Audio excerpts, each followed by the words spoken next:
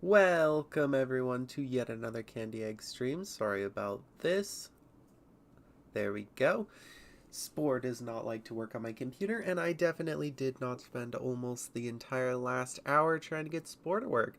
But if anyone has a problem getting their Spore to work, oh no, what is it called? Oh, I'm so smart with this. Run Steam.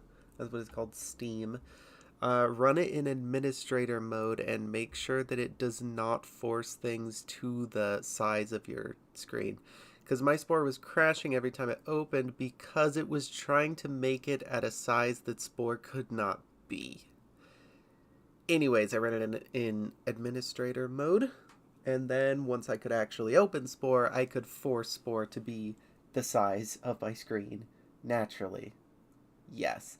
Anyways, this is yet another Candy Egg stream. Everyone's ate their so favorite queer. You may notice, if you are watching, that my little talky guy in the corner is my Homestuck troll Sona. This is not a permanent thing. I just got bored trying to find out how to fix Spore and thought it was funny. It is normally going to be the little Corythosaurus marshmallow creature from the design in my comic Tantum's Construct that you can find on Instagram under Candy Eggs underscore comics, I think is what it's called. If you just go Candy Eggs, you can find everything. That's wonderful. I only have Instagram because I'm a loser.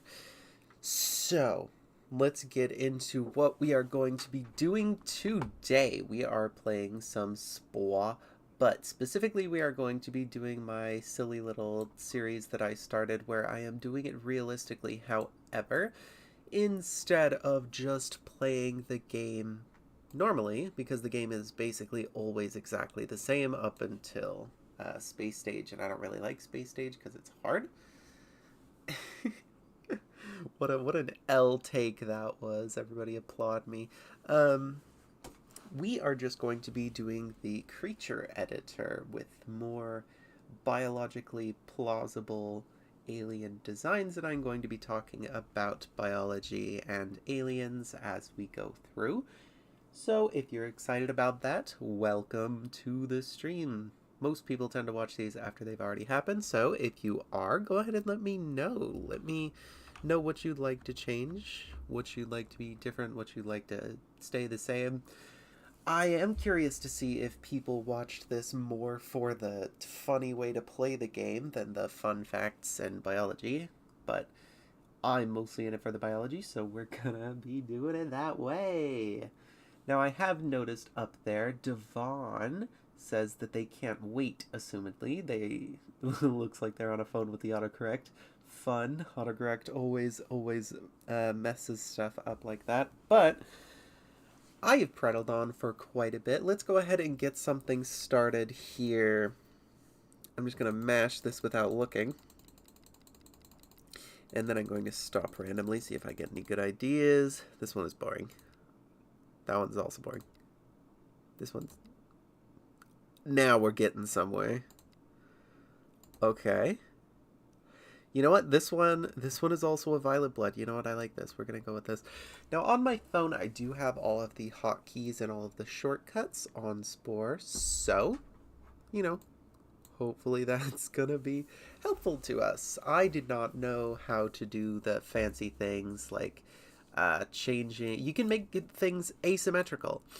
And you can move things in very specific ways with a lot of hotkeys that aren't in the instructions, to my recollection. However, I have a secondhand copy of the disc of Spore, and it did not contain the instructions, so I don't remember. Ooh, somebody else came in as I lean in directly into my screen. Xylord says, oh, honk, yeah. And, ooh, okay, why did I choose this typeface? I can't read this. Alpha Xenopete. Alpha Xenopete says, silly flamingo. This is accurate. Now, I think I want to begin with a design for something that, if you have seen my exobiology project here on YouTube, is very near and dear to my heart, and that being the concept of a high gravity world. High gravity worlds are very fun, and I think I'm going to work with this in a very interesting way. Now, what's important to remember about high gravity worlds is that they are more likely. All of this is pretty tongue-in-cheek, considering that we have one example of life in the universe. I bet you'll never guess which one that is. But the fact that a larger world with more gravity tends to be more. Let me rephrase that. A larger world is less likely to become geologically inactive. And you need a geologically active world to have magnets, because magnets make your living things not get obliterated. And that is just fun. But a high gravity world has its own problems. And again, if you're interested in this sort of stuff, you should definitely. I'm just playing around with this like a blob of clay, which is basically what the game is. If you are interested in stuff like this, definitely check out my exobiology project. I am working on the 3rd episode right now. I just need to edit most of it. That's going to be fun. But high gravity worlds are very interesting because they are safer, they are more likely, they are more consistent. However, the constraints they put on macrobiological organisms on land specifically is just unignorable. Bugzinga. It is very interesting. So on Earth, you will see that. Let me get some examples. On Earth, you will see that a lot of creatures will be built like this when they're small. Now, it's perfectly fine to be built like this. It makes it so you don't fall over. That's wonderful. Let me see if I can duplicate it. Yes, I know the hotkeys. So a lot of Earth creatures that are small will look like this, and that's fine. Their weight is spread out so that they don't fall over, they can grip very well, and everything is wonderful and fine and dandy. But the larger you get, the less good this is, because you waste a lot of energy with this wide, stable stance because your limbs have to hold themselves up and your body up.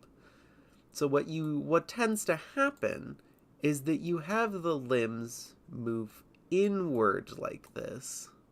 In fact, if we make the feet smaller, we can put them closer together. Oops. There we go. So the larger animals they tend to look more like this, where the limbs go together in an upright position, which makes it, the limbs don't tend to change directions completely, which makes them much more columnar. It makes it so their weight is more evenly distributed and they aren't wasting that energy by just standing around. And what's cool about this is that on high gravity worlds, this issue arises sooner. So on a high gravity world, even small creatures will have relatively straight legs directly underneath them. You have the opposite trends on low gravity worlds. On a low gravity world, you can be built like an Epilion, like a daddy long legs, but be the size of a megafaunal creature. So once again, on low gravity worlds, you can have animal things that are very odd looking. On a low gravity world, you could have something like this be the size of like a sauropod dinosaur and it not have any issues at all. Because this is technically more efficient if you don't have that weight issue. Your stride is a lot easier to make. It is a lot more difficult to fall over. But on a high gravity world, even if you're small, you have to be built like this. You have to be specialized to exist in that high gravity. So you have specializations that arise sooner in smaller organisms. It's sort of like how sauropods are very, very specialized to be gigantic and to handle their own weight. They are basically hollow air creatures. They're inflatable balloons of animals. And on a high gravity world, you would have the same thing, but everything is like that. And that's super cool. So I think I'm going to start out with a high gravity creature. Giraffe mode. Also, this way, the bones are... Ooh, oh wait, oh gosh, it's hard to read when they move up, isn't it? I'm going to just struggle to read this, because, by the way, for context, I'm squinting to read this on my other monitor, which is displaying this very small. and I can't click on the other monitor to make it bigger because if I click off of the Spore, it basically crashes. So we're going to avoid that hilarious issue. Xylord says, also this way, the bones are compressed instead of bent by the weight of forces, and bones are stronger in compression. That is absolutely true.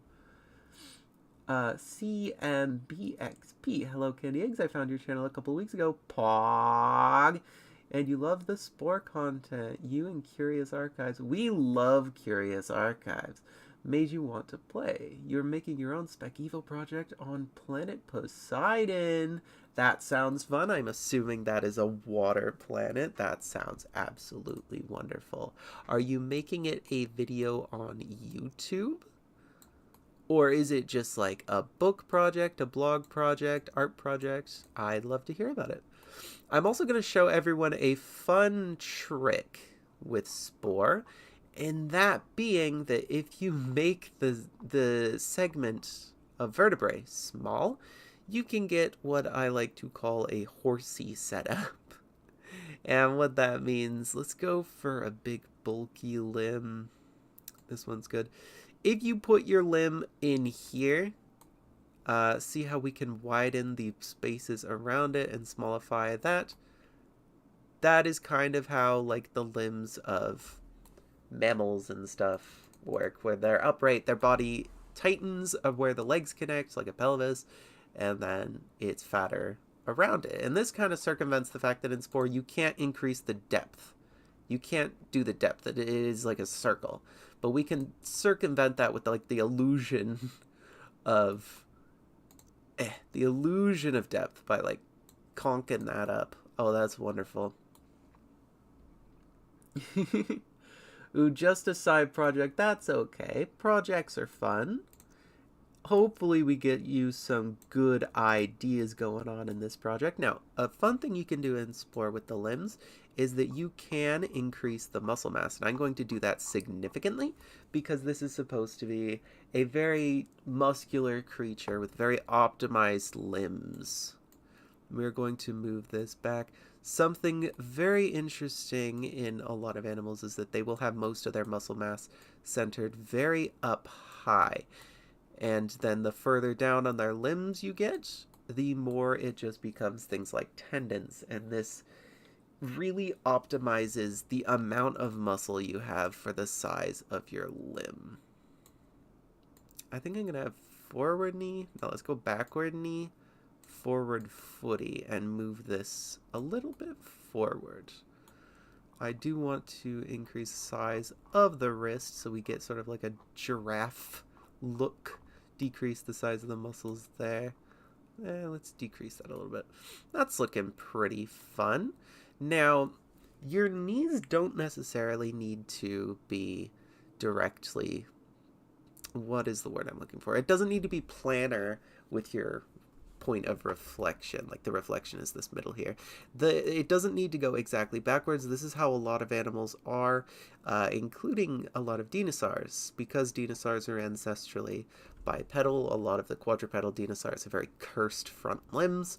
You see this in a lot of things. It might make them not as fast, but it does not really do anything negative to their ability to just go around and exist. I am, however, going to move these up. That's looking pretty good. Now I'm going to go ahead and smallify this segment, and now let's go ahead and duplicate this just because we can. Now I'm going to pinch this up in the same way that I did before just to hide it a little bit. Let's bigify that. That is looking pretty nice.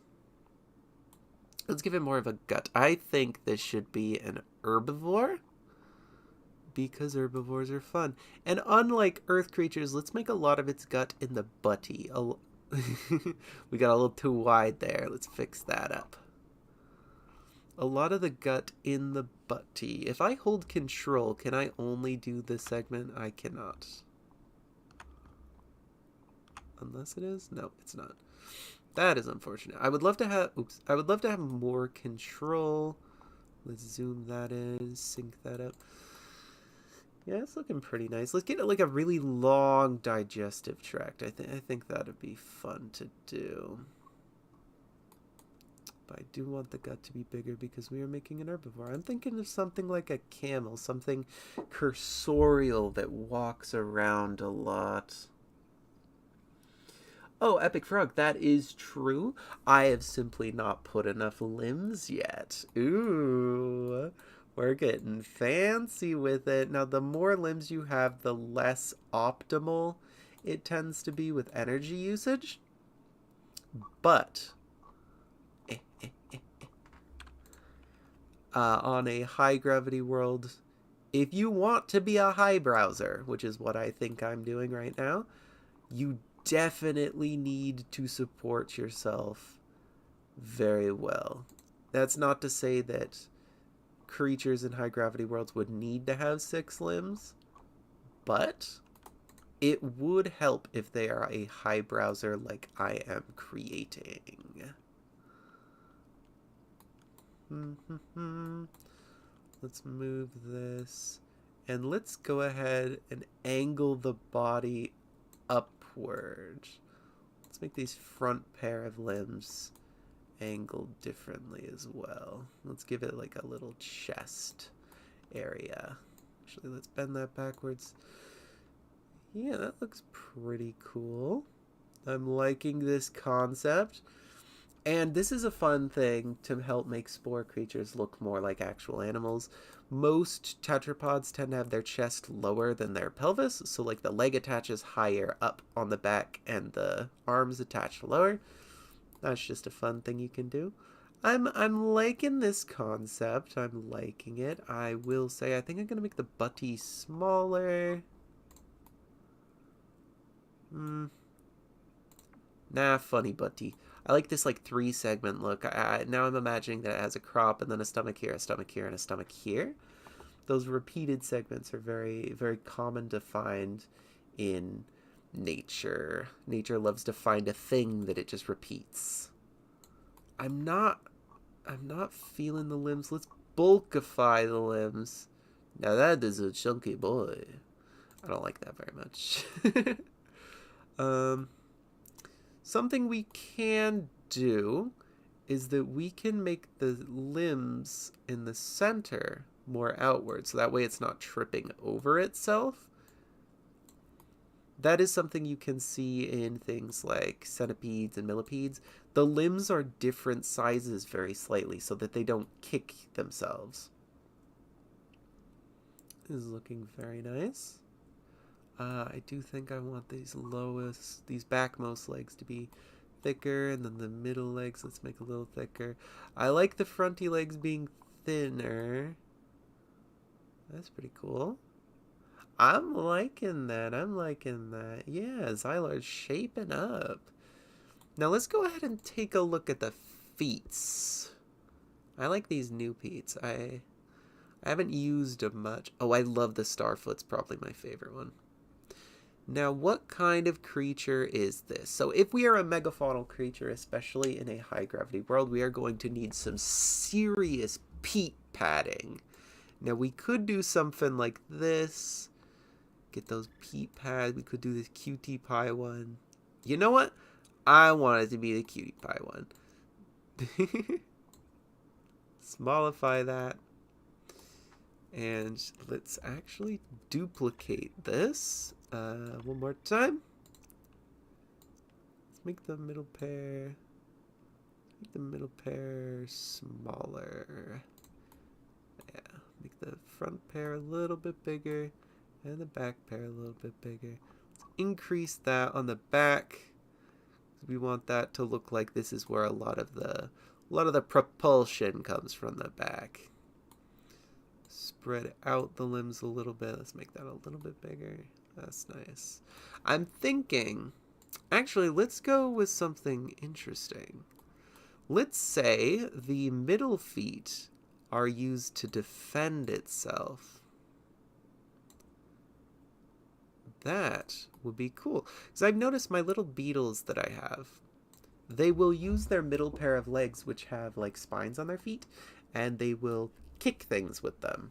if they don't like them, like especially the females that get tired of the males harassing them, in lack of a better term, the females will just like bat them with the middle legs. So let's say that these middle legs not only help them stand, but are also a defensive measure, to where they can like bap things, attacking them from the flanks.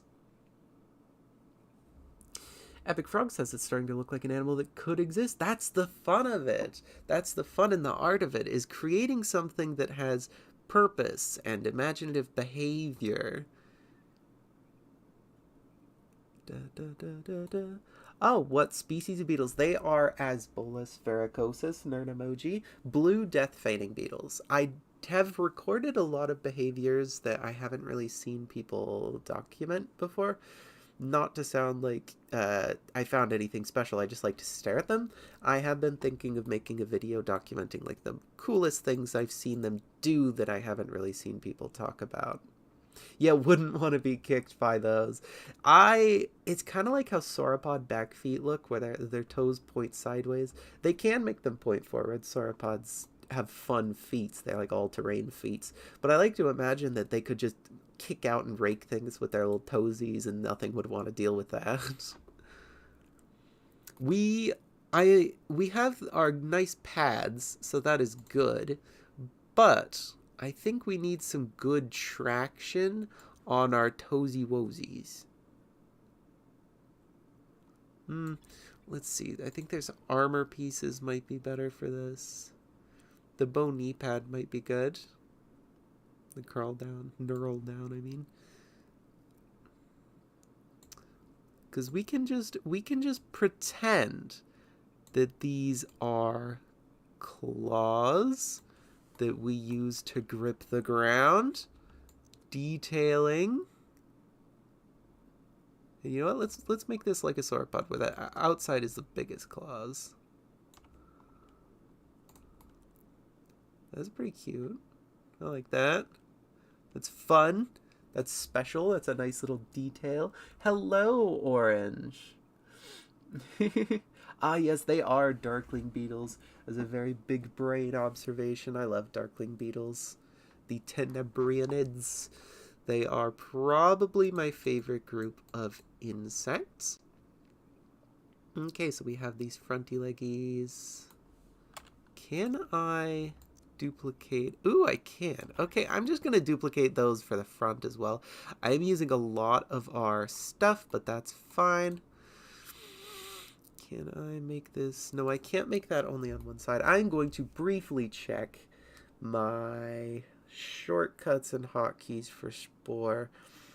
How do I make it? Oh, what is it called? How do I bring up the special? I will find it. I have the Steam thing with the controls open right now. Move all blocks up and down. Advanced handles. Tab. Advanced handles. What if I... Oh, there it is. This is what I wanted. That is what I wanted. Okay, that's wonderful. Okay. So let's rotate the middle legs outward a little bit. So now these legs, I'm imagining, they don't move very much. They sort of just go like that, whereas these front legs go like wow, wow. That the noises are important. Am I ever going to continue my exobiology series? That is an excellent question. I am working on part 3 right now. It is currently in the editing process. I have all of the art done, so that is fine and dandy. I suppose we've used a lot of our detailing points on these toesies. I might remove the middle toes. Yeah, sod it. Let's remove the middle toes just to get some more stuff.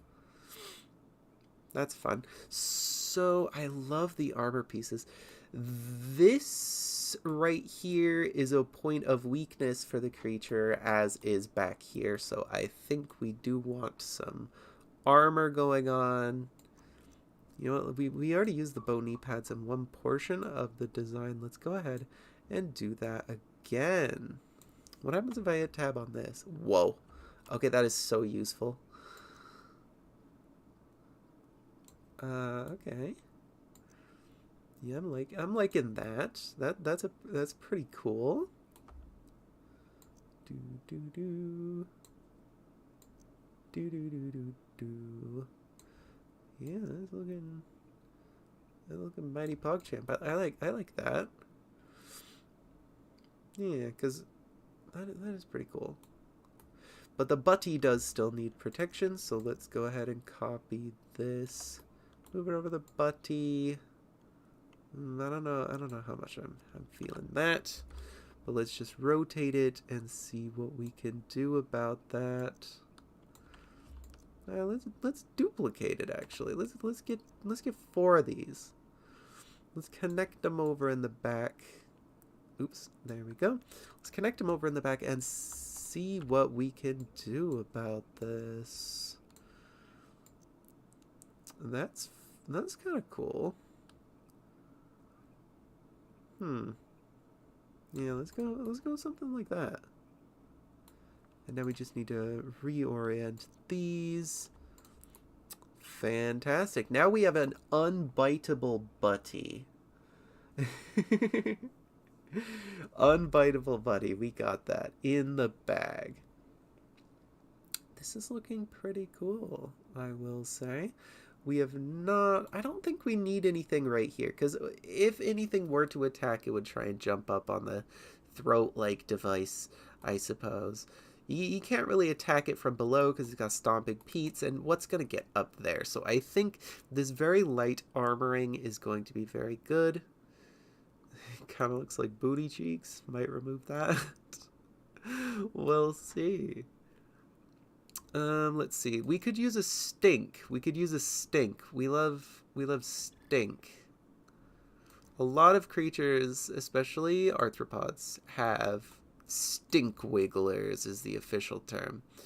And the stink wiggler is the point at which their body excretes all of their what would you call that? Pheromones, I suppose. Ooh, what's it? A double stink wiggler. Ooh, we can orient them in different directions. That's pretty cool. Yeah, let's go like that. So that way it's not it can be retracted. That's pretty fun. No, I like that. A lot of arthropods have like these stink things that secrete all their stinks so they can smell each other. So let's also give this creature a good sense of smell. But before that, we do have to give it a face. We did want it to be a high-browsing herbivore. These bottom ones are herbivores. I have a fun idea. Let's give it this funny one. But I do want to edit it some. What are the special... we can sort of like...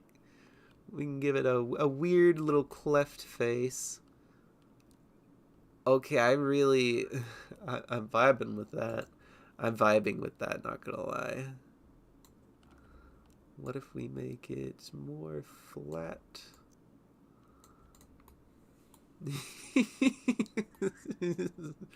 Bro is absolutely silly. But let's get a nice flange out. Let's give it a nice flange. 'Cause I want to pretend that this creature has like a snippy bill. Because we love snippy little bills. Making it tall was probably not the best decision, but we make do. We make do. That's how you make it wider, okay. Let's give it a little bit wider of a snippy do. Wonderful. Make it wide. There we go. We got a silly little guy going on, don't we? Oh, we got some things that I should be reading. CMBX Pete had the idea of a Spec Evo project for a while, so you're doing it on your favorite format, Ocean Worlds. Ocean worlds are very cool and very underutilized. A lot of speculative evolution is just kind of like, let's get to the point. We all want land animals. But marine things are really cool, especially in the ways that they can abuse physics of water. Something that I'm doing in my speculative evolution project on YouTube is a high gravity world, which again, this is intended to be a higher gravity creature. And on a high gravity world in an ocean environment, in a water environment, what you'll find is that the pressure is so much greater, so much more quickly, that you have organisms that have to specialize for more specific depths than on Earth. So things that are deep divers, things like emperor penguins, things like sperm whales, are much more limited in their range in a high gravity world, to the point where you can have higher biodiversity because things can only go in so many different depths. And I think that is really cool. Ooh, can I read Japanese text? Let's see. Dani D. Let's pretend that I did that right. You basically made Randy Feltface as a hexapod. Okay, I didn't know what that was for a second, but I did realize, and that is exactly what this is. That is hilarious. Let's... Oh, no, that kind of ruined my body. We gave it a tiny face. You know what, let's just keep it like this. Let's keep it like this. Now, as a high-browsing creature, we live, assumedly, in the open.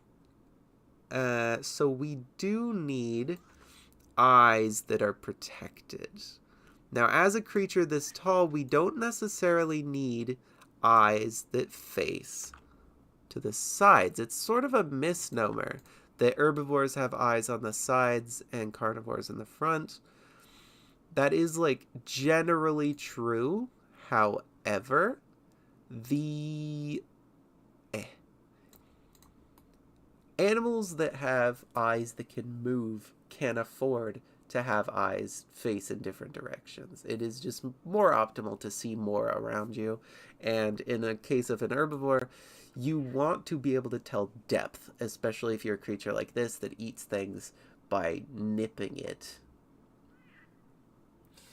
Ooh, let's see where it's going with GMXOB. I pronounce that even worse every time. Your inspiration for the basic fish animals are the sand grabber slugs from Dylan Badja's Serena.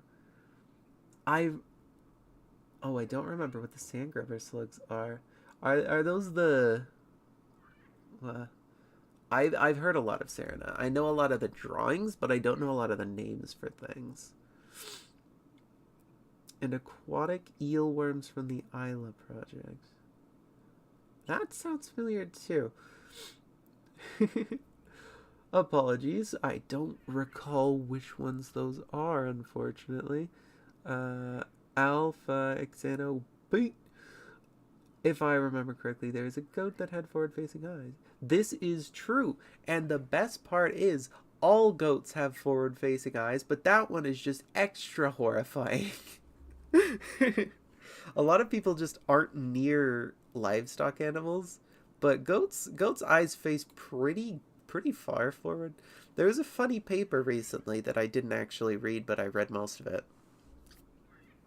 Edmontosaurus, my second favorite dinosaur, my favorite is Corythosaurus, had forward-facing eyes. Edmontosaurus's eyes face forward, like almost entirely, because it is a bitey boy, and that is funny.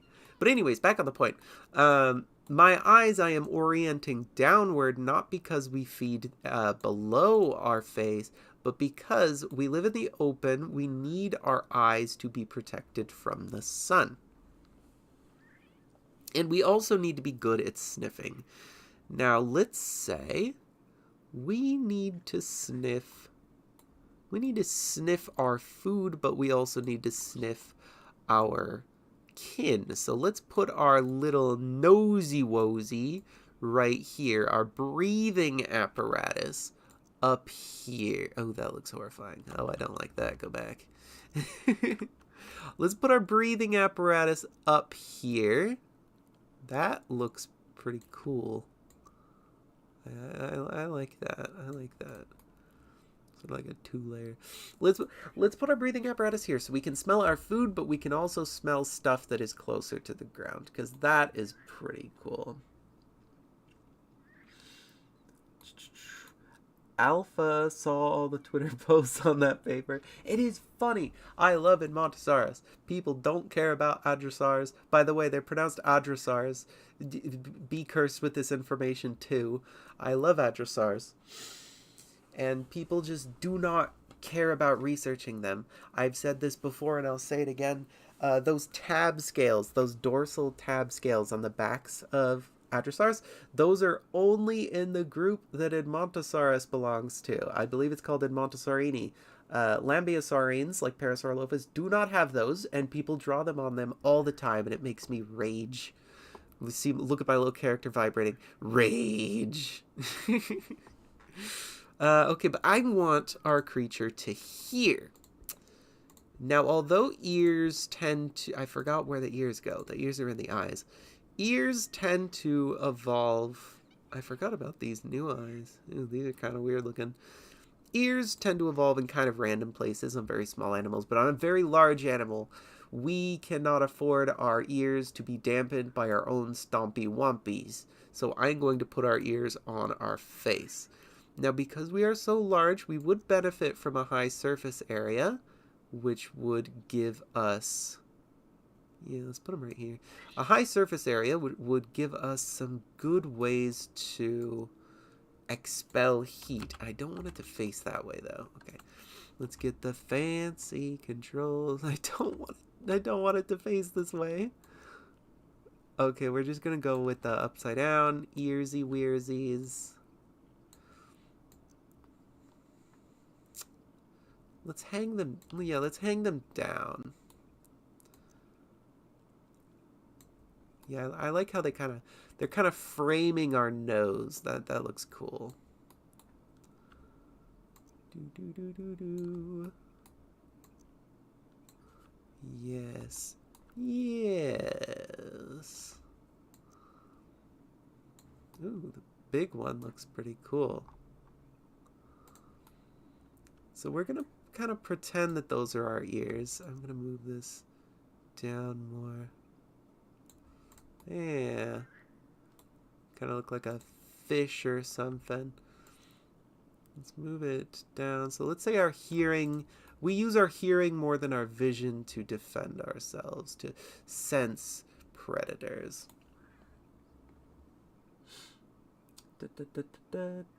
Horrid Edmontosaurus. Ooh, Edmontosaurus is your personal favorite. I'm just gonna call you D because I'm not confident in my reading of Japanese. Edmontosaurus is a fantastic dinosaur. It is a wonderful favorite. But now I have to ask: do you like Regalis or what's the other one? My favorite, Edmontosaurus Honk, the thing that used to be a Natatitan.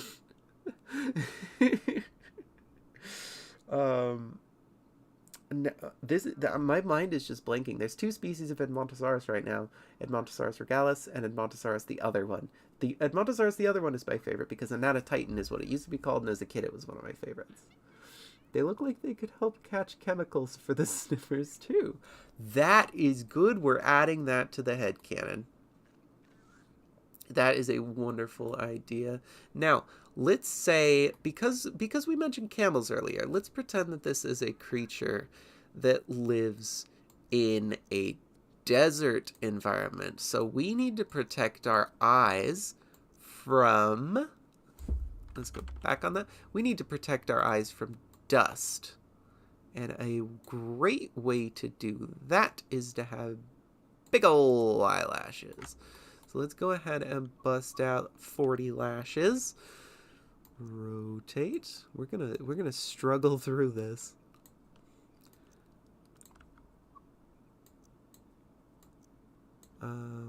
Okay, these can't get as small as I wanted them to be, so we're gonna have to use a different part for this, as cute as that is.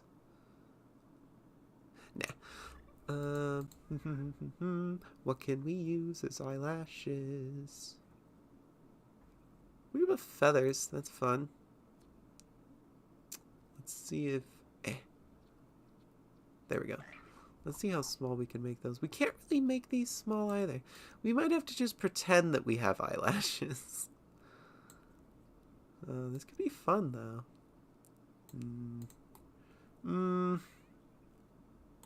Nah. Look at a little fake speculative evolution with all the random bits hanging off. Well, this is nearing completion since we're running out of space on the complexity meter. Anectons. Thank you very much. I knew it was something duck. It was duck. Anas is duck. Well, it's mallard, but yeah. Anectons. Anectons is my favorite one. Do we need anything else? We could use some details on like the back of the neck. Looks a little bit naked. You know what? Let's add like a mane. Let's see how it looks with like a little mane.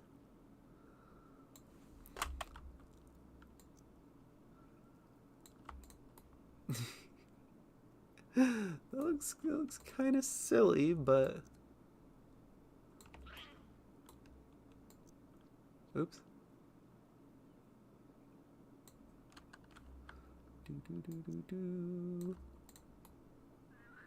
It looks a little silly, but I'm kind of liking the little mane. It's the main attraction. Rotate that. Let's add one more. Oh yeah.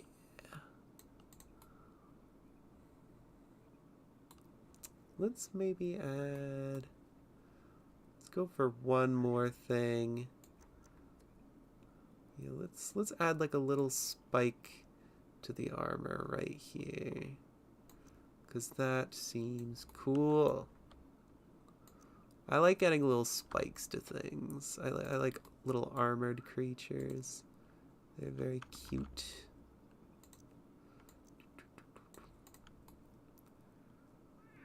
Ooh, I don't like how the neck flexes like that though. So I think I'm gonna get rid of those two. I'm gonna keep the two at the top though, because they look kind of funny.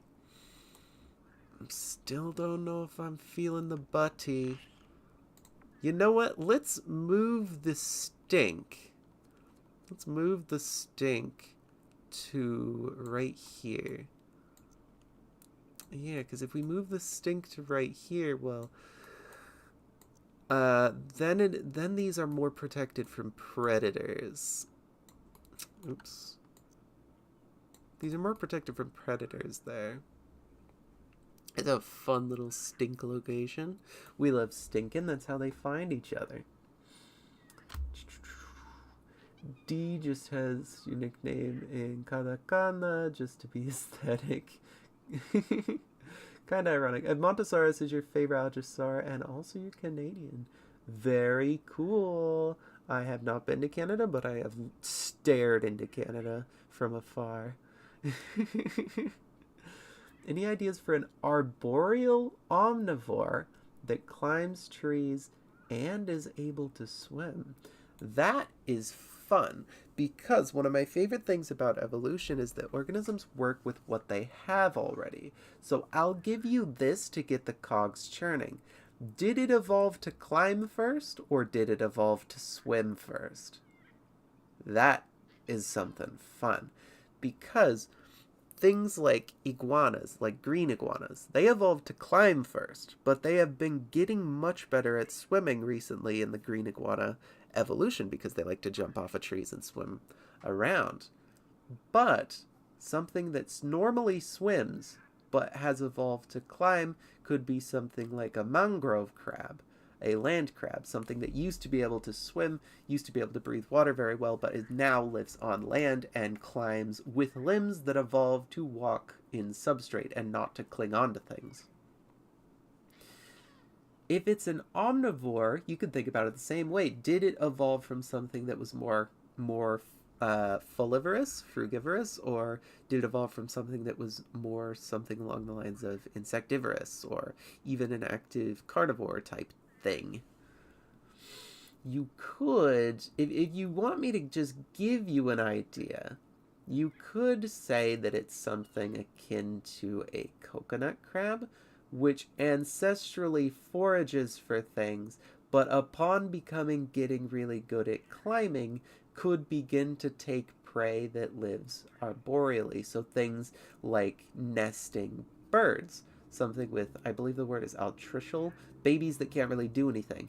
Like a lot of snakes are like this, where they will become very good at climbing so that they can raid bird nests, and that is a very cool niche. You could do something like that, where like they raid the nests of arboreal and flighted creatures because they just sneak around in the plants. Then you can make it camouflaged with whatever kinds of large plant type things there are. Give it an opposable set of appendages. That is good too. You don't need opposable appendages to climb, but they are very useful. And you can also... the phrasing is very accurate. An opposable set of appendages. It does not specify arms. It does not specify fingers. This is true. As long as it is some part of it that can move, it can find a way to climb that way. Extra strong octopus limbs. Yes. You could... okay, well, here's a fun idea if you want to pursue it. You could do, like, extra strong octopus limbs, but have them be... what's the word? Dryness resistant. They don't lose water by being like an oligocate, an earthworm, where it's like segmented and the segments can pull into each other so that they don't lose water, but they can also extend. That could be fun. We're almost done with this creature. Booty cheeks. I think the armored butty is okay. I'm not the biggest fan of it, but it is what it is. You know what? Instead of this, let's just put spikes on the butty. A lot of armored creatures have butty spikes. Now, because it is a high gravity world, it can't be covered in butty spikes. However, the butty spikes can just point downward because what is going to be attacking it from above? Nothing. Nothing is going to be attacking it from above. It does not need to be protected from above. It needs to be protected from below. Let's angle these downward quite a bit, and then I think we are ready to start. That's fun. I like that. We are ready to start coloring. Or do I want something else on the face? I think I want something else on the face. What if we just get like a little bit of detailing in with this piece? That did not work quite how I wanted. Let's use it this way. Wow, why is that one? That one isn't facing the same direction, I don't think. Oh well. This is kind of fun, where it like bulges in front of the eyeballs. Can we get them so they're both like looking the same? That's pretty close. That's a fun little bit of face detail, I'd say. Yeah, I like that. Okay, let's start painting this bad boy. Hydroskeletal. That might be the word that I was looking for. Hydrostatic skeleton. That is probably more accurately the word I was looking for. Reminds me of the Andalites from Animorphs, but Forsaken Centaurism. I have no idea what that is. I know what Animorphs are, but I've never read them before. So I'm glad you're getting a cheeky little laugh out of this silly creature. You should get Advanced Creature Paint / Advanced Creature Editor. Both are sure safe and that slightly better editing. Ooh, is that a mod? I might. Because Spore kind of infamously did not add as much as it ought to have. So I might look into that. Never going back. Can't go back to vanilla. It's funny how vanilla has become a word to mean like regular without flavor, because vanilla is like, it used to be an incredibly coveted rich people flavor because vanilla is an orchid, and if you've ever seen orchids in stores or bought one, orchids like to die. They're very low population plants. Something that can fly, could and is a carnivore could attack it from above. That is true. High gravity worlds do tend to have denser atmospheres, which means that flight is more easy to obtain, adapt toward. I don't know, word. So that is an interesting point. Let's say that this is something akin to an okapi, wherein it is a high browser that lives in a thickly forested area instead of a xeric habitat like I was talking about before. That way, large flighted creatures, it would be safe from those.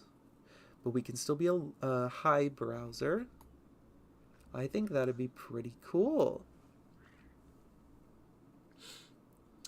Ooh, you're making it in Spore. Having opposable thumb-like structures and 4 arms. The second pair of arms are attached to the elbows next to them. That's pretty cool. Could flyers even evolve in high-gravity ecosystems? That is an excellent question, and this is the fun part. Flight is more likely to evolve in high-gravity ecosystems because higher gravity means that more air, more gases, are clung closer to the planet, which means that you have a higher air density. And the higher the air density is, it makes flight easier. This is why airplanes and a lot of animals, well, among other things, but the animals, can't fly all the way up into space, is because there becomes less air to grab when you're flying. So the denser the atmosphere is, the easier it is to grab air, which means the easier it is to fly. Now, there's an important asterisk, there's an important addendum to this, and that being that if you crash, you will just absolutely be obliterated. So, creatures that fly and are large on high-gravity worlds need to be incredibly elegant animals, or animal-like devices. You probably could not get away with being like a swan, where you just kind of crash into the ground on a high gravity ecosystem. But at the same time, flight is very easy to evolve, and that is very cool. So let's say we are in like a jungle. We are in like a jungle environment. A lot of jungle creatures tend to be very dark in coloration. I'm thinking maybe like a dark red, like a bongo. That's pretty cool. What texture should we go for? We have fur on the back of our head, so let's go with like a furry texture maybe. That's sort of woollier than I wanted. I think this one's shorter fur. Yeah, this one's pretty good. I always forget how many textures we have. Are there any other fur textures that are like short? This one maybe? Oh, that's like that's shiny. That's not fur. Here's the DLC ones. I think that's the same as on the first page. Oh, well, I like this one. Let's go with a less saturated red, perhaps. Yeah, that's pretty cool. Coat. So because we live in such a thickly forested area, camouflage is not as important. We can kind of just be a dark color and blend into everything because we live in the understory. But counter shading is still a good idea. Let's see how much of the light color we obtain. Ooh, that's a bit much. Hmm.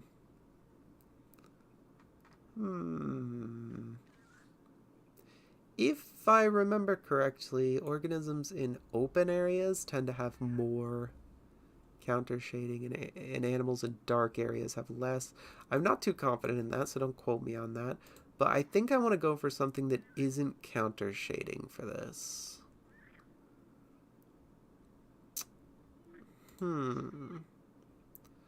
Let's go for something. Let's try these stripy legs. Maybe we'll like to be more like an okapi. This is much stripier than I intended, but I kind of like it. Let's try this with our dark red.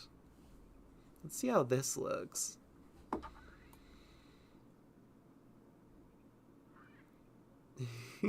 We just created Biblaridian texture. Biblaridian texture. It happened. It's happening. It's real. Biblaridian camouflage texture. I like Biblaridian's project. I'm sad that it ended. You know what? Changing the color, I'm not really vibing with this one. I'm not quite meshing with it. What is this one? A lot of these I don't. A lot of the DLC ones I don't really know much about. Ooh, it looks like scabs. What if we go for like a grayish, maybe a grayish brownish color? Make it be like this is our creature's like bare skin.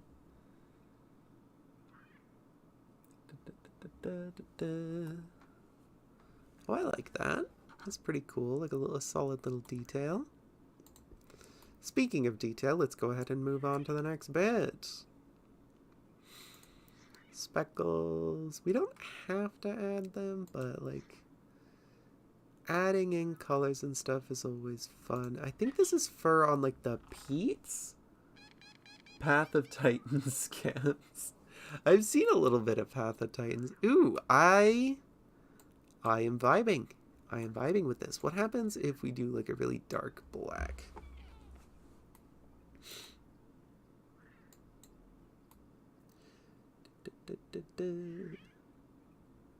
That's a little too dark, I'd venture to say. I don't think Biblaridian's series ended. There was just a massive mass extinction. Oh, I don't remember if they actually said if it was over or not then.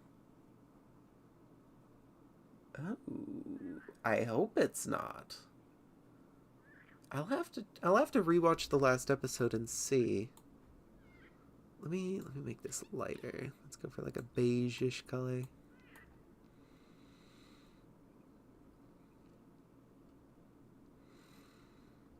Yeah, that's pretty cool. That's pretty cool. I don't know if I'm feeling the base color anymore though. What if we make it like a grayish brown? Ooh, there's apparently one final episode in the works. Well, now I'm excited. Now I am excited.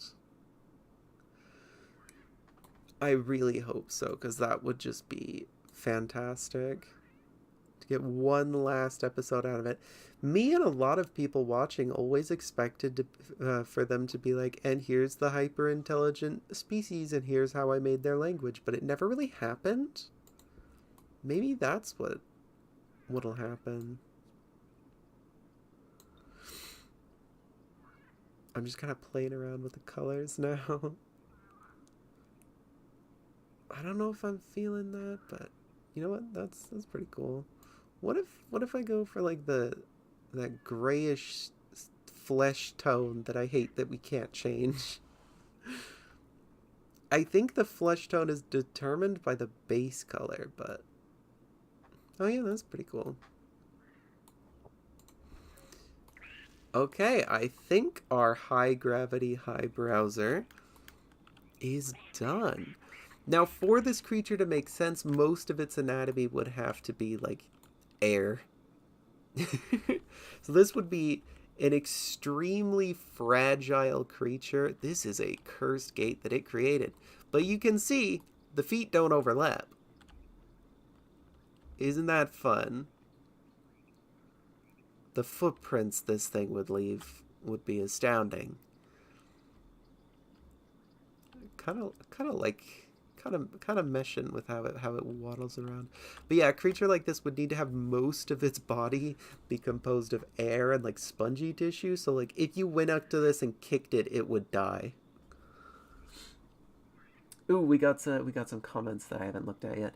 Been going through purgatory because you're working on a hard spec sci-fi project that's an offshoot of an alternate space race. Ooh, that's fun. I mean, at the very least, going through it with something fun you like to do is better than going through it with something that's horrible. Trying to balance a realistic human timeline with a realistic alien one with realistic post-human and alien biology. That does sound hard. That sounds difficult.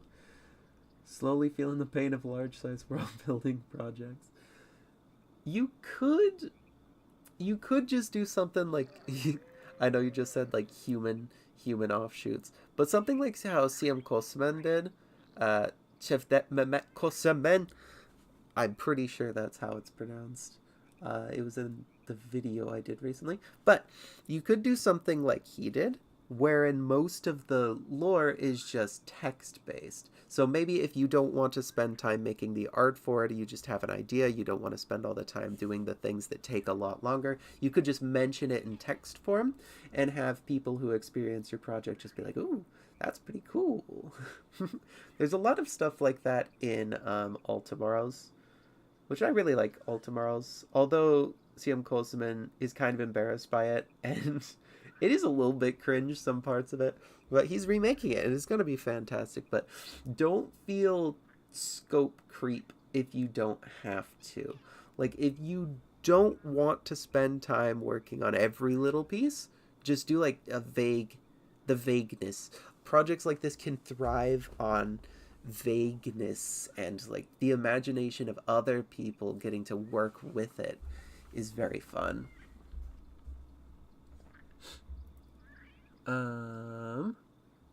You think the teased intelligent species evolving, world's first spore creation where the legs work well. That's true.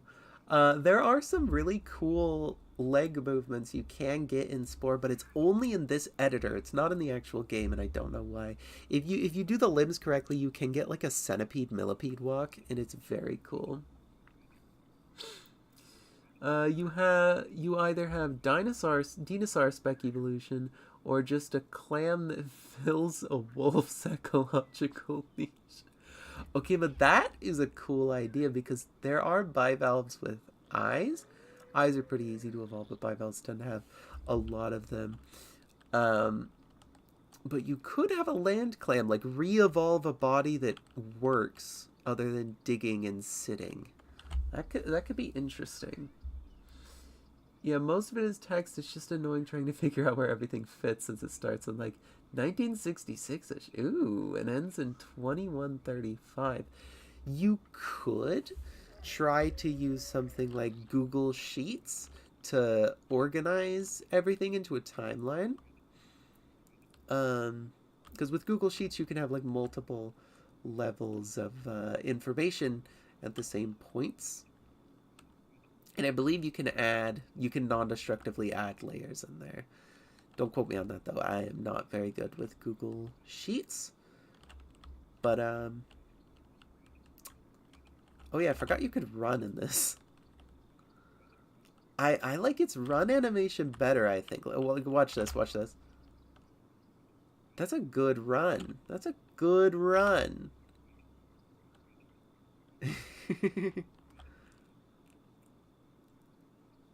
I'm feeling this one. I think it's done. I think this is done now. Oh, we are all so ready for the All Tomorrows remake. One of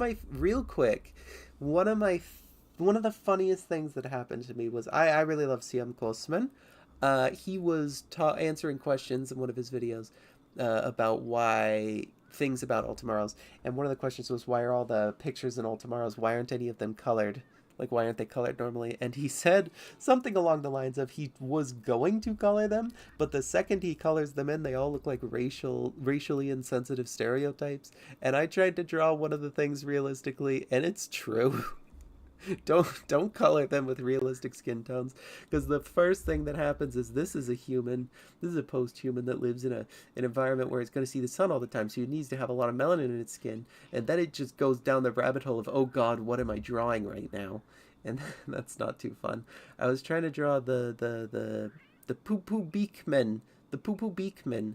The text describes that they were originally like tiny little colorful beaked pet creatures to the Q, and I drew one of those, like a little tiny one, but it just looked so offensive when you make it have realistic skin tones. Where was I? For a while you wanted to make a Spec Evo project, but you didn't like how vaguely Earth-like the clades look. It can be difficult because Earth is the only one we have, and it could be that Earth life is just like optimized for what it is, and then everything would look weirdly similar to that. But at the same time, we have things like the coconut crab, which I bring up again. It lives on the same planet as bird. Those are very different creatures, which both live on land and climb trees. Could an animal be pigmented yellow without being poisonous and with no other species it's trying to look like? Yes. So that is a good question. Yellow pigments in animals can come from multiple sources. Very, very neon yellow and orange tend to come from either seeds or crustaceans-like devices that eat algae, but you eat the crustaceans, so then you get those anyways, the carotenoids. But you can have yellow pigments without being poisonous or anything, and this is evident in things like reptiles.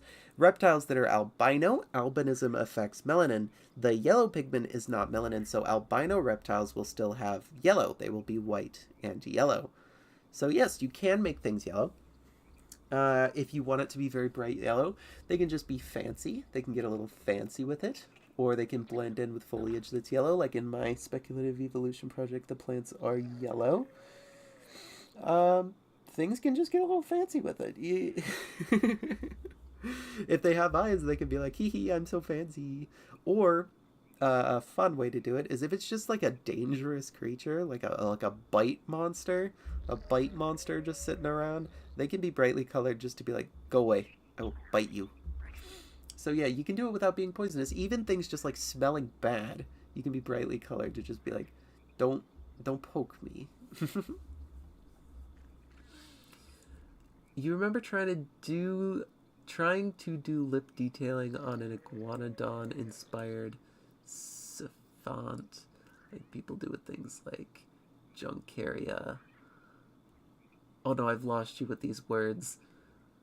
I might just be bad at reading. Give off very racist vibes, never doing it again. Yeah, that's what happens when you do them in full color. Which is unfortunate. A cool thing you can do with like human speculative Evo, I say with the screen being like completely still as this creature just like stands around. A cool thing you can do with human speculative evolution is that humans still have fur. It's just very sparse. If you're like me, as a transgander, it is very it sucks that I have a lot of hairs that I don't want. But there are multiple hairs per follicle that you can have. Not everybody does, but you can. And at that point, it becomes more like regular mammal fur. So it wouldn't take very much for a human-like device to just become furred again. We even have like the goose pimples or whatever people call those goosebumps. That's just like the fur raising. And it just looks silly because we're almost naked. We're like domestic pigs or like elephants and rhinos where we have fur, just not very much. Coconut crabs are interesting as they've evolved to live on land, but they still rely on the ocean. Okay, the funniest part about coconut crabs regarding speculative evolution is how everybody says, "Oh, but you need oxygen carriers and you need lungs and stuff to live on land, and things just could never do that." Coconut crabs, um, they might have hemocyanin. I actually don't know, but coconut crabs just have gills. They don't have lungs. They have no adaptations for breathing air except their funny lungs. Or their funny gills. They don't have book lungs. They just have gills. They die if it's too dry. Like, things can live on land and just cope. You got that copium going on. The copium stat with the coconut crabs. They're these giant, pretty active animals for what they are. They can barely breathe. They can barely breathe, but they're that big and they climb stuff. They're that powerful. It's just funny. Almost every, like, finger quotes rule of speculative evolution can be broken by something that already exists. Coconut crabs. Oh yeah, I already read that. In said scrapped Xeno project, you dubbed Altera. I struggled to read that because the Homestuck trolls. Homestuck, everybody go read Homestuck. It's funny and good. My little character is my Homestuck troll, Sona. The trolls live on a planet called Alternia, and I had to take a double take that it wasn't. You didn't name it Altera. The plant equivalents were blue. That is a fun one. There's a lot of reasons, surprisingly, that plant-like devices would be blue, and I'm curious to know if you just picked it because it's possible and that's cool, or if you had a specific reason for it. Because one of my favorite reasons is if you have a planet with, like, a very thin atmosphere, you could make the plants blue with iridophores so that they reflect light away so that they aren't being scalded by radiation at all times. But anyways, I think this is done. Do we have any names we want for this creature? What should this thing be named? We got that sassy booty bump going on. The boingus. The oingus boingus.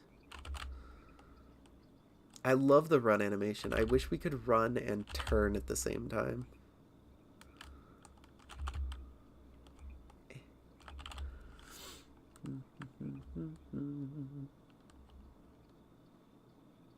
Yeah, I'm feeling it. The fuzz on the back of the head being that beigeish brown color is very nice. It also turned out pretty good considering we, like, we just kind of, like, inverted our face and stuck other parts that kind of look like a mouth. That turned out pretty well.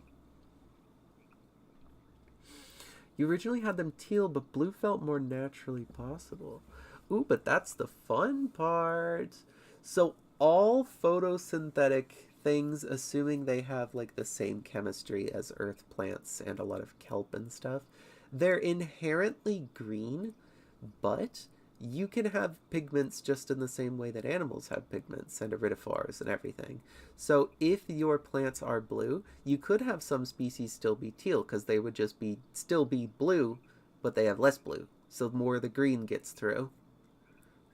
You can kind of just do whatever you want, honestly.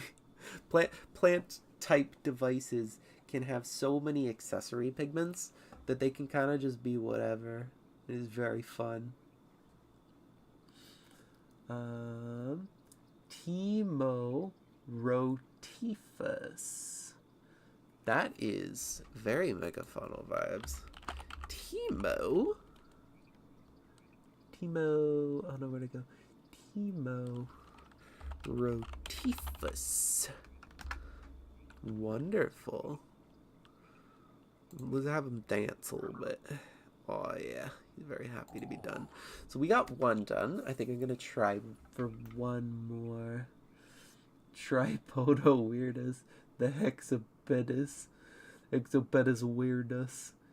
If you remember correctly, plants reflect light that they don't absorb. That's why they're green. Yes. So I have gone down the rabbit hole on this so hard. The chlorophyll, is the chlorophyll the dots? I sound so smart right now. The way that the chlorophylls work is that they can't absorb green light, so they reflect it away. But things can have accessory pigments, because if you take away those accessory pigments, things like red algae, they're green. Uh, things like the bracts on different plants that have like special colors, those are green. They just have other pigments that augment the light that can get in there, and it is very cool. There are even like teal plants. I have plants in my yard called alligator plants. They're like a grayish green with black on them. If you take away the black, they are still just like the regular plant lime green color. And it's very cool. It's all just these accessory pigments around the chloroplast and around the cell that can augment this to like filter in more specific ranges of light, and even things like if you have the red, you can use the red to draw in the light that the chlorophyll sent back out. And then it will send, it itself, the red, will shoot out red, which the chlorophyll can absorb. It's just this fun little cycle of like semi-random stuff shooting off each other, but it's beneficial to the thing in a way. Black is great to absorb a lot of light, but overheats the leaf. This is true. You could, if you did really want to do black, you could have your plants have hairs on them. Things like brittlebush is a type of plant here in Arizona. It has these grayish bluish leaves, but it has hairs all over them, and the hairs are like whitish see-through-y. I don't know, but they reflect light away from the leaf, so you could have a leaf be black, but have fur on it when it's in open areas. So that way species that do need to absorb all of that light, like if they're in the understory, they can just not have those hairs.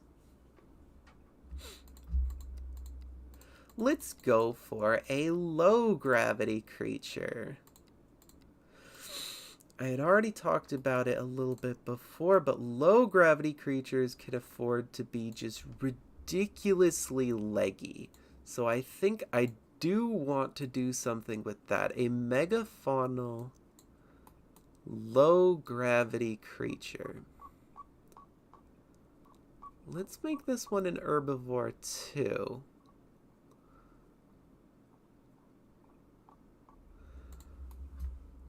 I like our noodly mouth. Let's start with the mouth this time.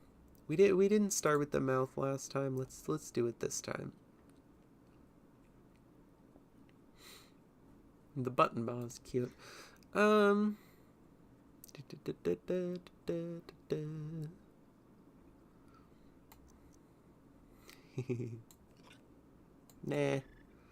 Let's go with the grubble maw. Everybody loves the grubble maw.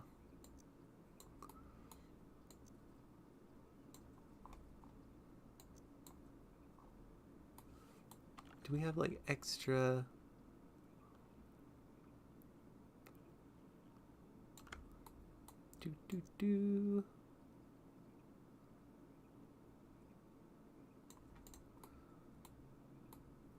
That looks cool. That looks like a multi-layered, like worm-like mouth. I like that. Let's make this a little bigger. Actually, let's just make it longer instead of bigger. Nah, this is a good length. It is a good length. Let's make the body smaller. Let's create a bulge here. We like odd bulges in the creatures. Oh, I gotta keep reading. So out of curiosity, would low gravity flyers just be easy to evolve as high gravity flyers? That is an excellent question and something that I find very entertaining. In low gravity, it is much harder to get... Let me rephrase.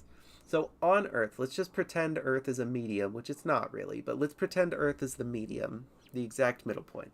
On a high gravity world, it is hard to get into the air, but easy to stay in the air, so things would evolve flight pretty easily. It would just be hard for them to get up and get out of flying. Whereas on a low gravity world, it is easy to get into the air, but hard to stay in it because the air is so thin it's hard to grab it. So what you could have on a low gravity world is that instead of flight, creatures would just jump really big jump really low, jump really high, sort of like grasshoppers, but grasshoppers do fly. So let's just pretend we're not talking about grasshoppers. Something like a flightless, like a lubber grasshopper. You could have creatures that, when startled, just explode into the air and don't come back down for like a minute. That's funny. From what you remember, you had Altera having lower gravity, not ridiculously low, but just a little bit lower than Earth's gravity. Low gravity planets are fun. You can do some really cool things with plants and stuff. Kind of reminds you of an anteater. It kind of does. Long snoot. This guy's pure Opabenia energy. Hold on, now we need to.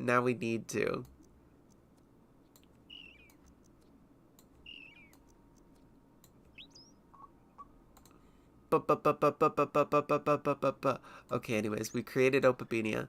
Opabenia, the meme where everything turns into crabs except it's Opabenia.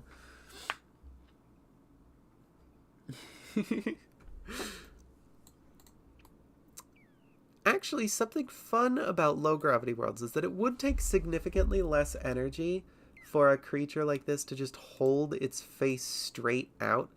Like, this is a good way to think of it.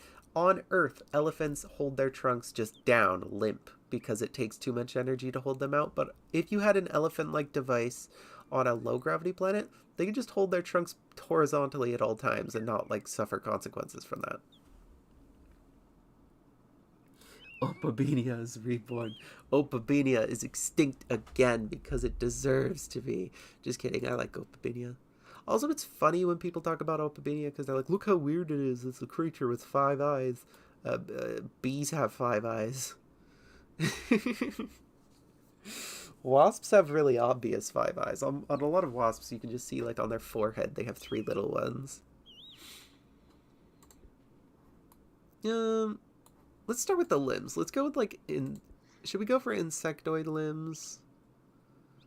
Nah, because I want it to be kind of vaguely spider-like. Let's go with these limbs because I like them. Yeah, let's attach them underneath. Let's give us some good muscle, but then just like lose the muscle as we get further out. This might look unbalanced, but again, we're out of low gravity worlds.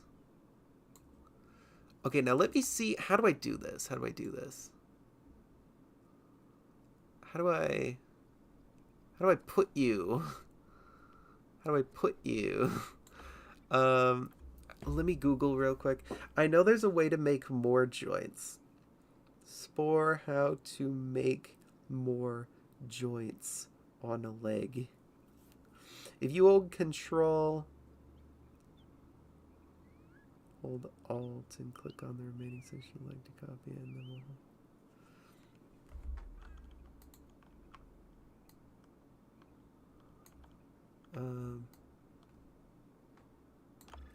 let me read again. I did not internalize this information. Hold Alt and click on the remaining section you'd like to copy it, and then while holding Control again, it will reattach itself to the joint. Oh!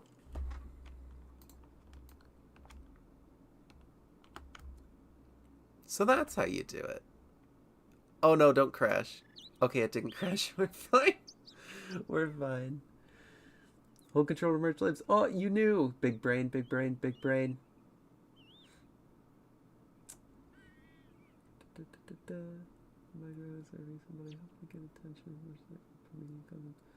Oh, I haven't heard of those two yet. Wait, yes I did. I saw a picture of one. I didn't know it had a name yet. Very cool. I like oh no, what are they called? Radiodonts? I'm pretty sure they're called radiodonts. They're fun. It almost makes you wish that they still exist. Have you seen... I forgot what it's called.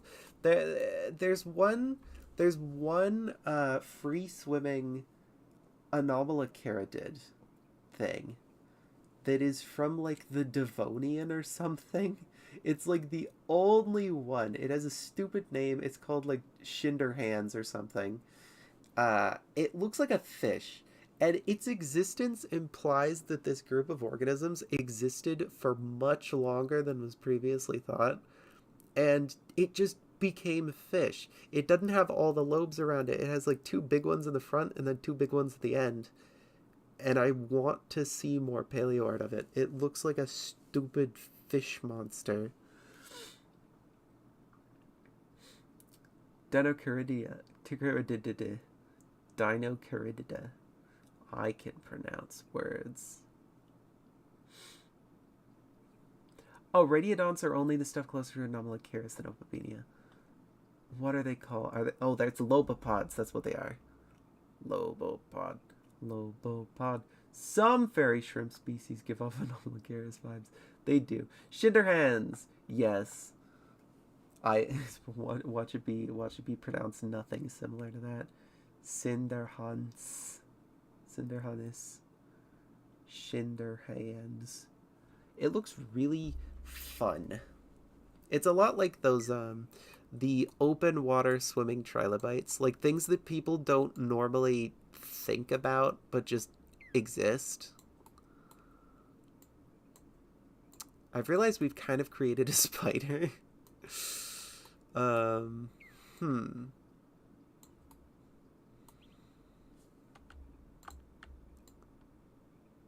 We've kind of created a spider here. That's fine. Grab the limb.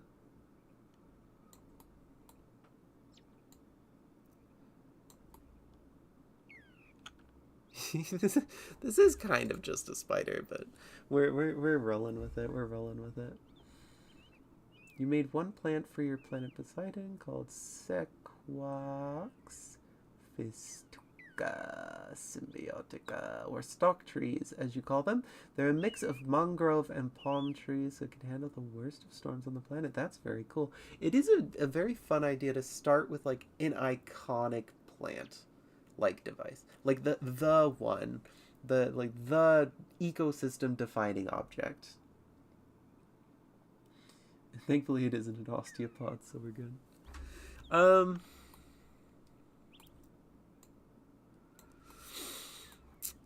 You know what, to differentiate this from a spider, let's go one step further and let's get some funny feats.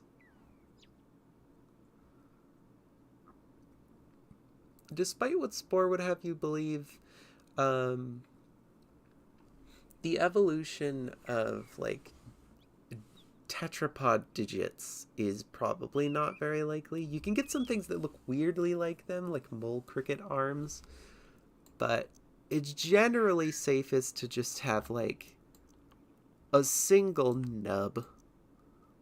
That looks silly.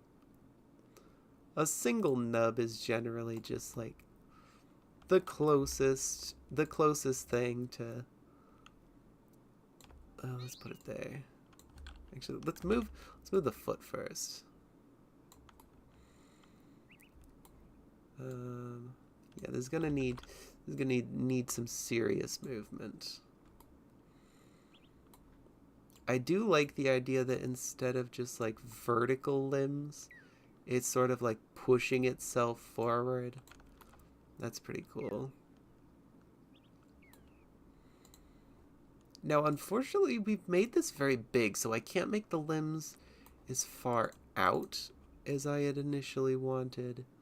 So we're gonna deal with that. A really big pair of limbs in the back could be fun.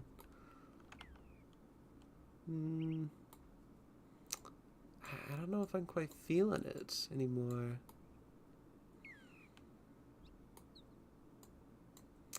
Maybe a smaller limb pair back here.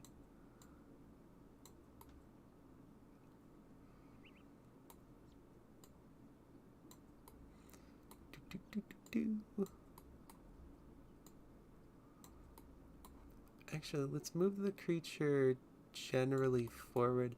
Then we can move these feet back.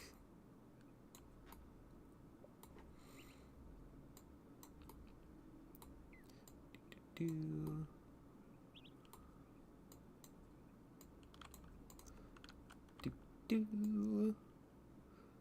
are like our backwards feet.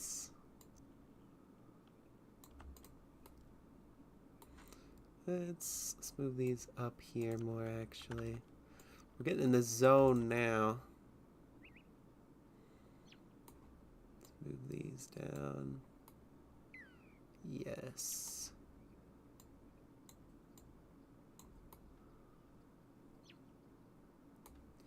Let's actually, I have a cool idea. Let's go ahead and steal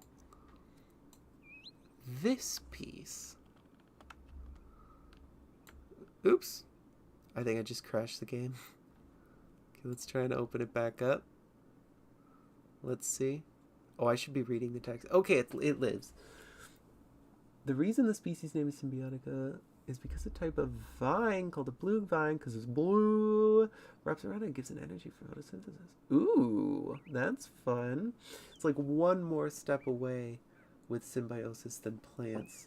Because plants, earth plants are kind of just like an alga living in a stupid thing. And that's sort of like one step away because it's like the plant living inside of something else. I did make an acorn weevil. In return, the vine is able to brave the strong winds without being torn away. Ooh, that's a fun idea. I like that.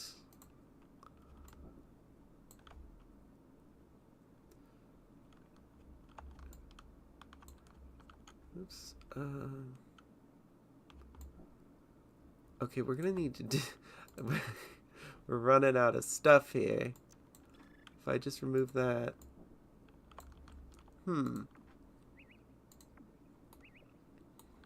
Okay, so we got too many limbs for our own good. I'm just gonna remove that, actually. I wanted to put the spines, but this is a bit difficult. So I will just put the spines in the manner that people would normally put spines, with the spine pieces.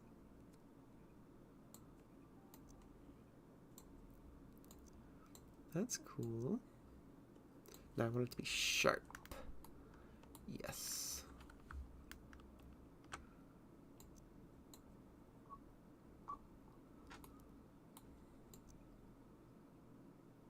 Or should they be up here?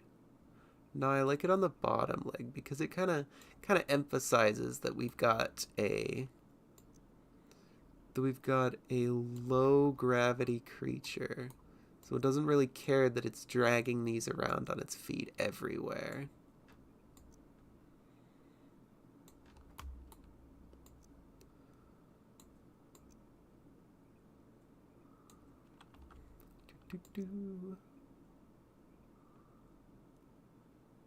Yeah, that's fun.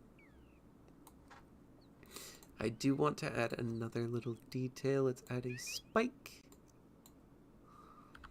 Let's orient the spike. Orient the spike better. There we go.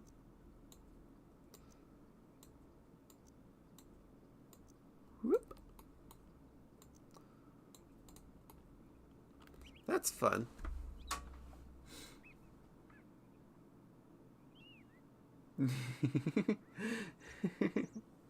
Definitely looking like a nightmare. Don't worry, we're gonna make it such a cutie patootie real soon. Yeah, I like the idea of this limb pair being a little meatier than the others because it's like the propulsion center.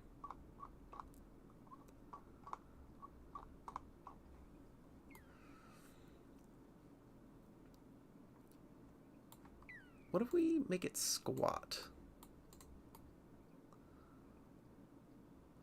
Okay. I'm meshing with the squat. Okay, let's start adding our eyes. these ones are pretty horrifying. Okay, let's go like this. We have one set of eyes right here, sort of facing the food.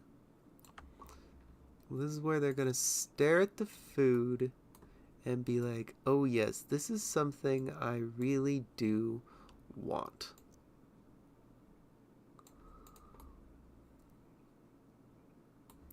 actually, we could rotate it back here so that they can look behind them by just going like whoop, whoop. Let's go like that. That's cool. And then on the fronty bit, let's just take the same eyes. These ones look pretty fun. Let's put the same eyes and put them like something like this.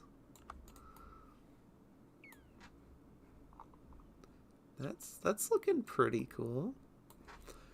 Now, because we have eyes, we don't really necessitate palps. But I do love me some palps, so let's add some palps. We've kind of run ourselves dry on the complexity meter, but we are looking pretty cool.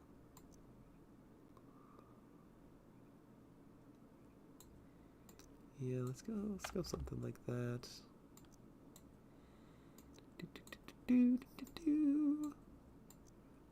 Palps.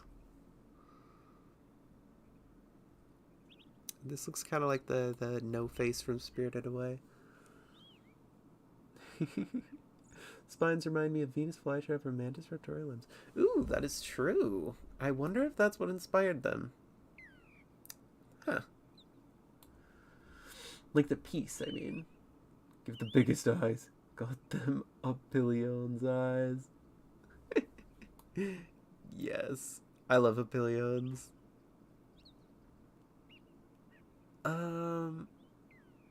Okay, you know what? We're gonna do something sneaky. Don't tell anyone you can do this, but you can sell the feet.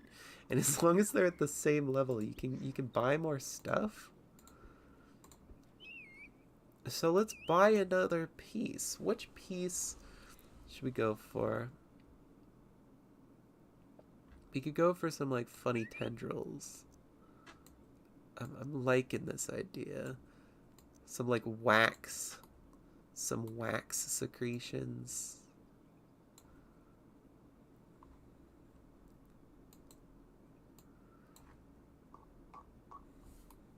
That's fun. Let's make it a little bit smaller. Let's add another one. Zoom out. Orient.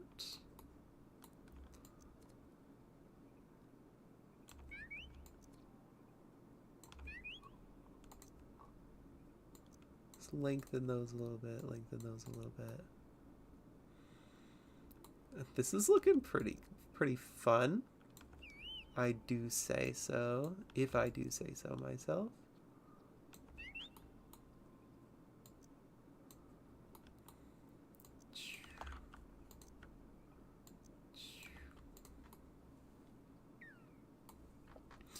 Now what shall we add? Not the fin, that's kind of, don't really like that. Let's add some random horns. We love random horns.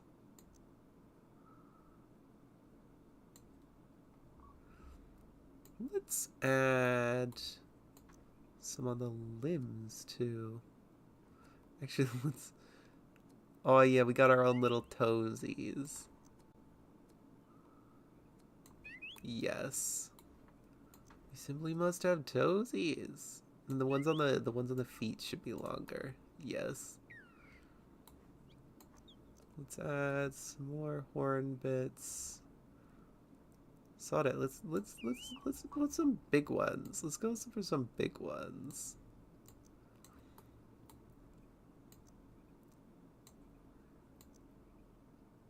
Yes. Now let's duplicate these bad boys. But orient these ones more forward.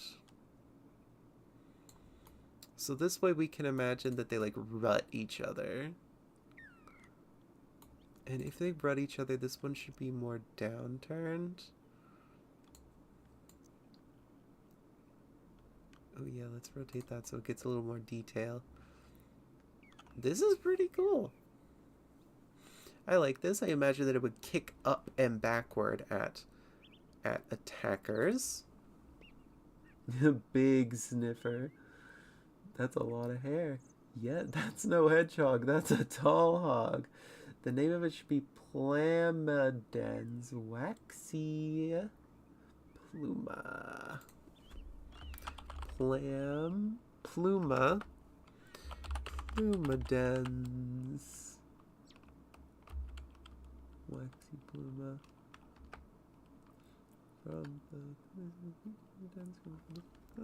I like that name.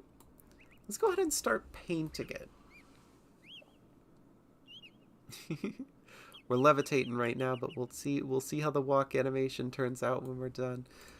What environment does Liz live in? Since we didn't do a desert last time, let's do a desert this time. So it's got wax sticking all out of the top of it. So let's maybe make it something like a Tenebrianate.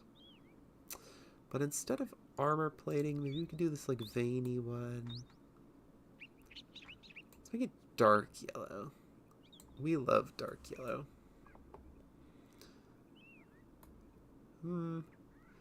Not quite the color I wanted. What if we just go like very dark, almost black?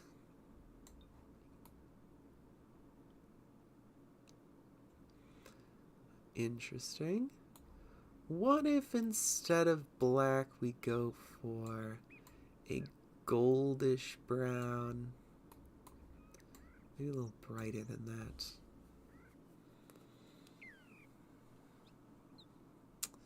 I'm liking that. I'm not really liking the texture though. Let's check out a different texture. What if we make it shiny? I'm not quite feeling that either. What is this texture? Is this like scales? It is. Well, this looks sufficiently rugged, but now I'm not too sure if I want it to be rugged. Might want it to look a little softer, perhaps? What about this, like, wrinkly? It's a wrinkly one. What about this, like, warty texture? I'm liking this. I'm kind of liking it. Kind of meshing. What about this armory texture? I think I like this one because it sort of transitions into like the fuzziness up at the top. Yeah, let's go with that. Do we like the darker color though?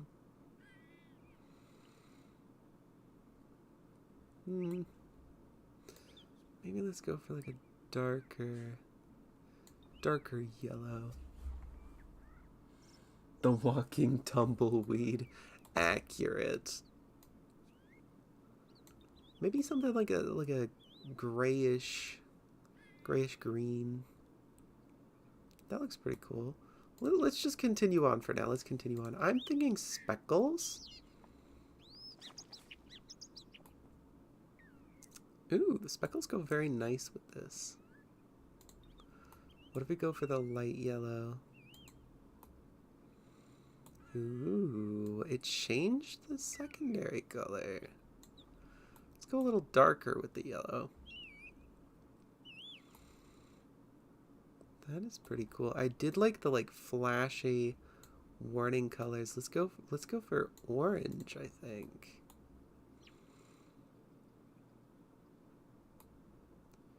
Okay, but here's a test. If we do nothing but keep the orange, does it still affect the tips? It does. Okay. What if we go black?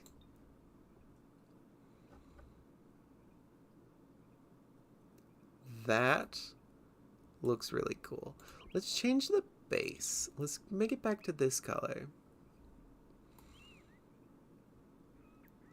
That looks pretty cool. And if we change the detail, please tell me it changes this wax color. Ooh, kind of does. Oh, and it changes these spines. So if we make this inky black, what happens? So the spines don't really change color, or the wax doesn't really change color, but the spines certainly do. What if we make this white? In your opinion, I think this format of just making Spec Evo creatures more than evolving realistically. That is true. That is accurate. I might have to rename the series.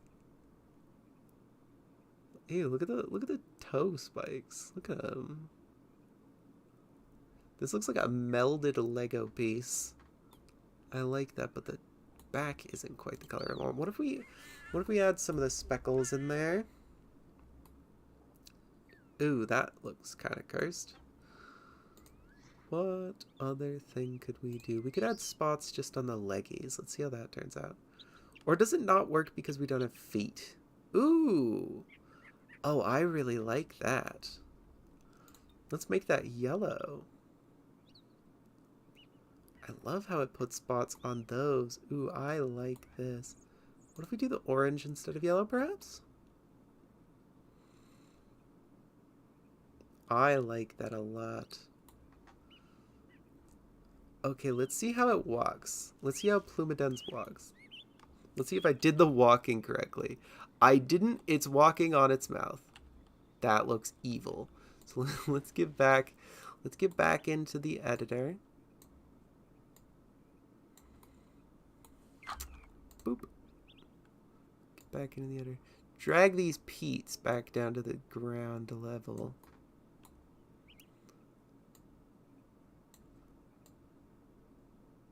This is real. This is a real thing. You can make them walk without feet. I've done it before.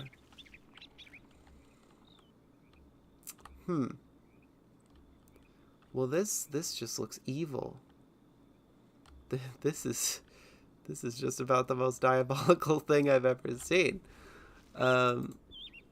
We can't afford any feet. If we remove these, can we afford feet? No, we can't.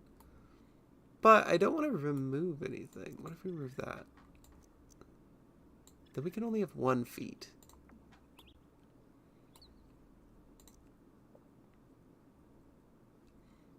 Okay, what if we... Oops, what if we angle this up so our mouth is not near the ground? Oh, it still walks in this cursed manner.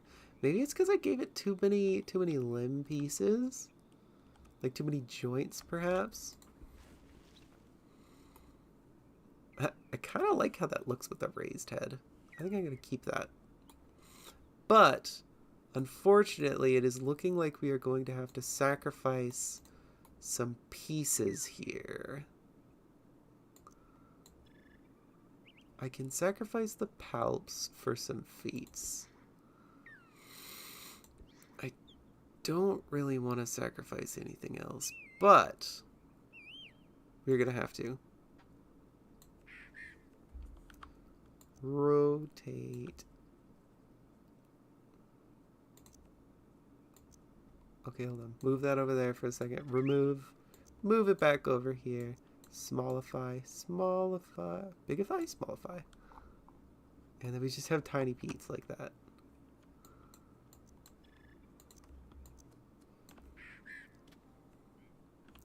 Doot, doot. And then we add our last tiny peat. Now we can walk properly. But can we add back? Nope, we can't add anything. It's a flying spaghetti monster. Wait, what if it walks on the first 2 legs and the back 2 are for display and are kind of vestigial? That is a fun idea. Let's do that.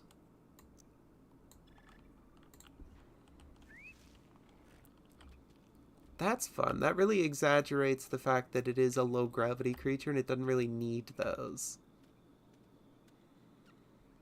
I'm liking its walk cycle. It does take a little bit of like trial and error and skill and understanding to get the limbs to like fold themselves right when it walks.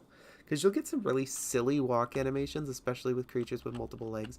But if you build them with imagining how they would like step over each other, you can get them to work pretty well.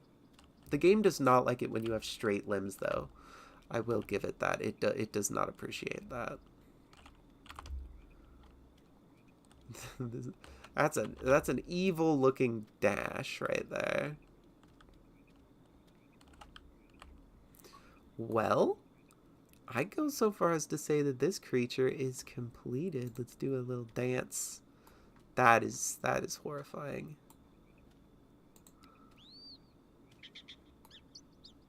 The horn layout looks pretty cool. Well, I think that's gonna do it for now, everybody. I might be renaming this series to Speculative Evolution in Spore. So that is a good idea. That is more literally what this is. But I think I'm gonna start getting ready to head out. Wait, what if it? Oh wait, no, that was already a message I read.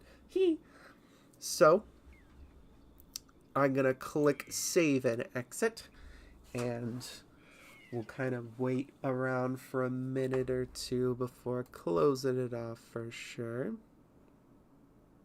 Where's my Sporepedia? There it is. My creations.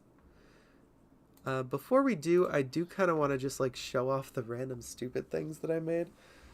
Here's the first one I made after re-downloading Spore. Binko the Magnificent. As you can see, I was playing around with a lot of the DLC stuff that I didn't normally get to play with when I had this game originally. I do like how this one's mouth is right here. I think that's cool. The mouth right there with all the like raptorial limbs and the eye stalk. That's a pretty fun idea. Blinko the Magnificent. Let's look at this one. This is one of the ones in the thumbnail. The thumbnail on one of the videos. I named it Plausible. I like these are the mace items. You can kind of like bend them over into the body, and it kind of looks like there's like a pebbly armor. Make a literal flying fish next time. That's a fun idea. Oh, I have a lot to talk about that. Because in my I really like how the head is like this really thin neck, like a lot of beetles have, but there's like this armor right here. I think that's fun. In my speculative evolution project, the part after this next video is going to involve some flying things. Specifically things that just jump out of the water and glide for a little bit, like flying fish do. Because that is a weirdly recurring thing on Earth. There are entire groups of fish that used to do that just don't exist anymore, and then flying fish copied their homework. So that would be a fun thing to recreate in Spore. I like this one's limbs. It's a very scuttly. I like to imagine it goes sideways as well as it goes forward. The palps look cute. I like to add palps on things. That was from a playthrough. This is the one that kind of started it all. The game crashed and I went extinct. I like how its mouth looks. It's kind of fun. I tried to make it look like one of the plants in the game. Here's another one from the thumbnails. This video got a lot less views. I think it's just because the thumbnail was not as interesting. But I like this like limb pair, this little like skid wing in front of it. That's a playthrough. This one, I think, was a test for a thumbnail, but it just kind of ended up looking silly, so I didn't really go with it. I like the colors, though. This one is the thumbnail on this video. This is when I finally looked up how to make things asymmetrical. This thing looks horrifying. Like, look at it. It is an abomination. You can't. It doesn't really capture how horrifying it looks unless you rotate around it like this. But yeah, this is the front. The arrow is the front, so it walks this way. Very fun. Wakapa. That's a name. That's a name that exists. I didn't do this one on a stream. This is when I plan to do the stream where I just like make stuff, because making stuff is fun. This one's pattern turned out really cool, and I like its face a lot. It's kind of like that Star Wars character, the blue ones with these like hair tendril things coming out of them. Its ears are also on the throat. That's what we just did on one of the ones we just did recently. I love these like radial limbs too. They look fascinating to me. And then this one just kind of turned out silly. Tar Goblin who lives in a tire with inconsistent capitalization. I kind of like melded all the limbs together into this like tar abomination.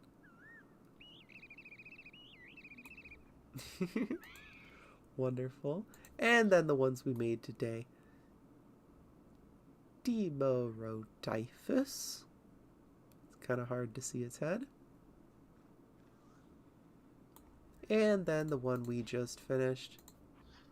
Plumidens. Got our low gravity world creature and our high gravity one, that other one. Welp, I am starting to get pretty tired, so I think I'm going to go ahead and call it a night. If anyone has anything they want to say before the stream ends, be sure to get it out before or pretty soon. Without further ado, thank you everyone who came in for the little hangout session. Bye, Epic Frog. If you are watching this after the fact, I hope you have a fantastic time too. If you are watching this far enough in the future, go ahead and check out my episode of the Exobiology Project. If you are new to the channel, I did post a video that was a review of Prehistoric Planet, Episode 1 of Season 1. That took a long time. I intended to make it as like a buffer in between the new year and my alien video, the Exobiology Project, but it took a lot longer than I thought it would, so we're very behind on the Exobiology Project. Good night, Potatosaurus. Welp, this has been Candy Eggs by CMBXP. Have a good night, too. This has been Candy Eggs. Everyone's ate their so favorite queer. Outro. This is how this works. I don't remember the hotkey for how to stop the stream, so we're just gonna like explode Spore by clicking off screen. Have a good night, everybody. See you all. I will probably be changing the character back to the Corythosaurus. But Homestuck is funny. This is from my Homestuck fan project I've been working on. It's a huge waste of time, but Homestuck is funny. I might make a video on that. I'm not sure yet. But good night, everybody. I've stalled long enough. Boogiezinga. There it is. It's exploding now. Okay, where'd my cursor go? We're all going to look at my home screen while I say goodbye one last time. Goodbye. Goodbye. Goodbye. Wait, why is Overwatch still on my computer? I should probably delete that. I played it like